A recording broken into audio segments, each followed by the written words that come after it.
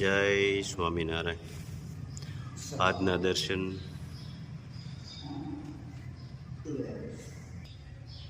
જય ગણપતિ દાદા, જય કષ્ટભંજન દેવ.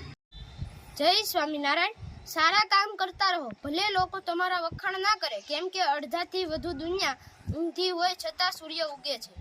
જય સ્વામિનારાયણ. જય સ્વામિનારાયણ, જય સિયારામ, જય શ્રી કૃષ્ણ, જય માતાજી, ઓમ નમઃ શિવાય. સત્યમેવ જયતા, સિદ્ધેશ્વર મહાદેવની જય.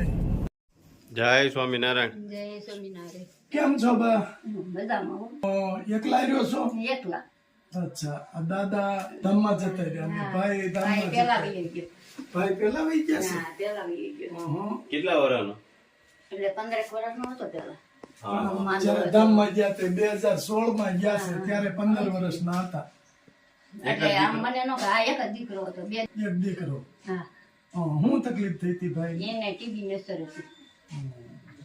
આટલી નાની ઉંમરમાં? હા, બહુ દવા કરાવી એની તમે. તો એકલા અત્યારે? એકલા. અને બા તમે ઘર કઈ રીતે ચલાવો?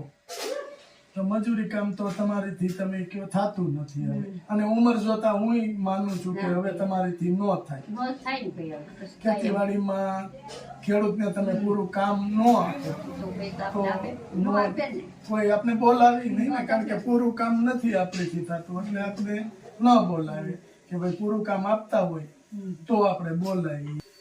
બા તમારાથી કામ થાય ત્યાં સુધી કરવું, ન થાય તો ન કરવું ભાઈ.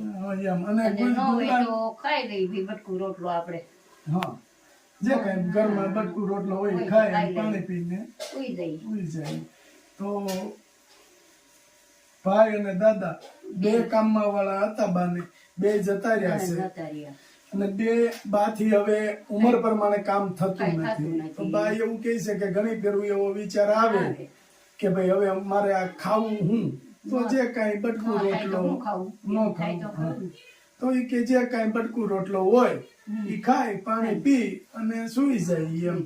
તો બા તમારે ખાવાની તકલીફ તો અમે નહીં પડવા દઈએ, ભગવાનની દયાથી અહીંયા અમે આવ્યા છીએ. અને તમારે ભગવાનનું ભજન કરવાનું, ભાઈના આત્માને અને દાદાના આત્માને શાંતિ મળે એવી પ્રાર્થના ભગવાનને કરવાની. કારણ કે આટલી નાની ઉંમરમાં જે ગયા હોય એની માં ભૂલે તો નહીં જ, સાચી વાત. પણ કુદરતના હાથની વાત છે બા, તો એમાં તો આપણું તો નહીં કાંઈ આવે. હાલતું નથી. અને શાંતિથી તમારે ખાઈ પી આનંદ કરવાનો છે અને ભગવાનનું ભજન કરવાનું. કરવાનું. કારણ કે હવે આ સમય અને આટલી ઉંમરે તમારીથી હવે ન થાય. થાય નહીં, એટલે કોઈ જાતની ઉપાધિ નહીં કરવાની, આનંદથી ખાઈ પી અને આનંદ કરવાનો છે તમારે. અને ભાઈ દવાખાને ધામમાં ગયા હતા કે ઘરે જ? ઘેરે આમ દવાખાને હતા પણ ઘેરે બી આવ્યા હતા. પછી ડોક્ટરે ના પાડી દીધી? ડોક્ટર ના પાડી, અમરેલી લઈ ગયા હતા. ભાઈ ભણતા?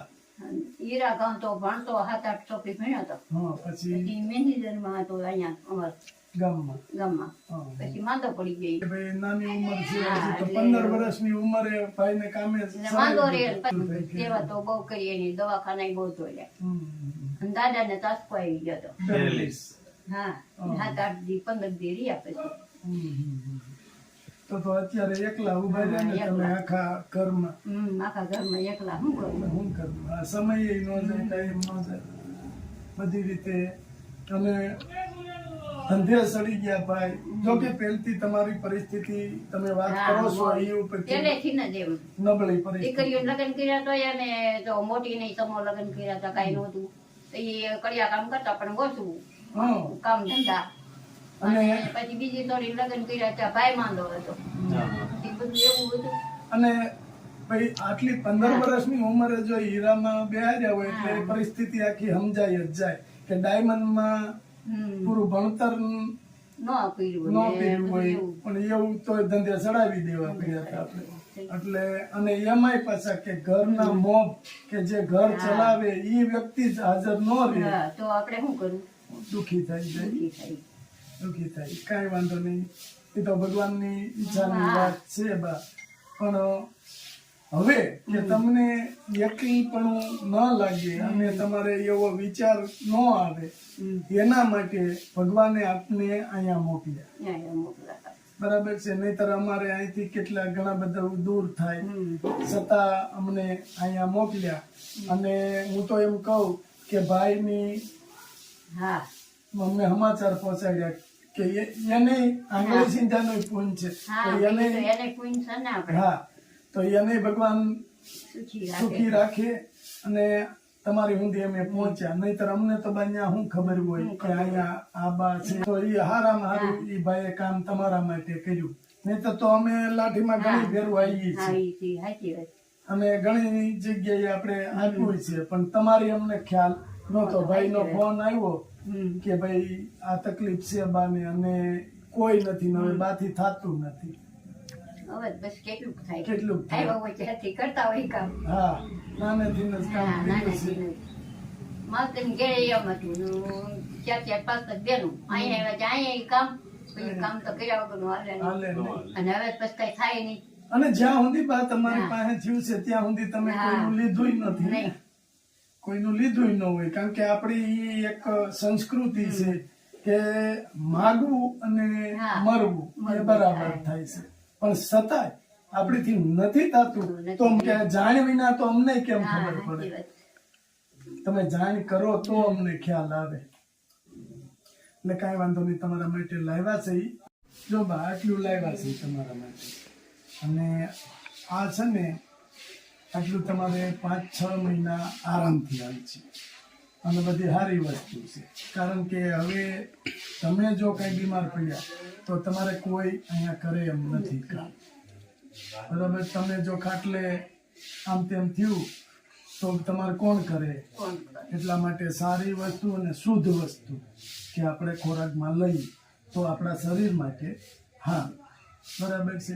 પછી તમારે જો ભાઈ તો નથી, કોઈ કામવા વાળું નથી, તમારી સેવા કરવા વાળું કોઈ નથી, રોવાય નહીં બા.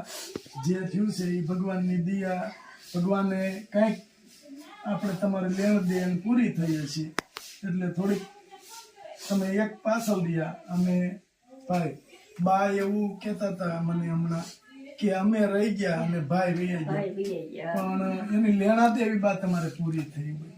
એટલે આપણે કોચવાવાનું નહીં, એની પાછળ રડવાનું નહીં, એના આત્માને શાંતિ મળે એવી પ્રાર્થના ભગવાનને કરવાની કે ભગવાન મારા દીકરાને જ્યાં હોય ત્યાં એના આત્માને શાંતિ આપે છે. મળે. બસ, અને દાદાના આત્માને શાંતિ મળે એવી પ્રાર્થના કરવાની. રોજ તમારે સાંજે માળા કરવાની, સવારે ભગવાનની માળા કરવાની. જે ભગવાનને તમે માનો છો એ ભગવાનને કરો તમ તારે. એવું નથી કે આ ભગવાનને જ કરવાની.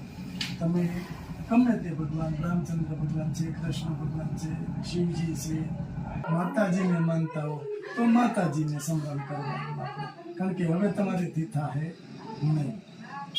આજ અત્યારે નથી થતું તો આવનારા સમયમાં તમે કામ તમારીથી ન થાય. પછી આટલું લાવ્યા છે એ ખાઈ પી આનંદ કરજો અને ભગવાનનું નામ લેજો કે આવનારી જિંદગી તમારી દુઃખ ન પડે એટલા માટે. આ કીટ છે ને દેશમાં બેન અમેરિકાથી આપી છે, એને આશીર્વાદ આપો. ભગવાન તમને સુખી રાખે. મારા બા બધાને ખૂબ આગળ વધારે, ખૂબ સેવા કરો એવા અમને આશીર્વાદ છે તમને. ગરીબમાં જાય એટલું બગાડ્યું આશીર્વાદ તમને. ભગવાન તમારે હારો. આ બિસ્કિટ છે, આ બિસ્કિટ તમારે ભાઈનું નામ લેવાનું, ભગવાનનું નામ લેવાનું, દાદાનું નામ લઈ અને આનો ભૂકો કરીને કીડિયારું પૂરજો. કાંઈ વાંધો નહીં. કારણ કે દેવાવાળા એના કર્મ સારા કર્યા છે. તમારું આવનારો સમય જે છે એમાં તમે દુઃખી ન થાવ એના માટે તમારે કંઈક પુણ્ય કરવું પડશે ને, તો આ પુણ્ય તમારે તમારા હાથથી કરવાનું છે. ગોર કરી અને કીડિયારું પૂરવાનું. ભગવાનની ક્રિયા કરવાની. હા, અને પક્ષીને ખવડાવવાનું. પક્ષીને ખવડાવવાનું. બસ આટલું કરજો, તમે જિંદગીમાં દુઃખી નહીં થાવ એવી ભગવાનને પ્રાર્થના. બરાબર બા? હાલો બા. હાલો, જય જય સ્વામી. શ્રી જય જય શ્રી. Jai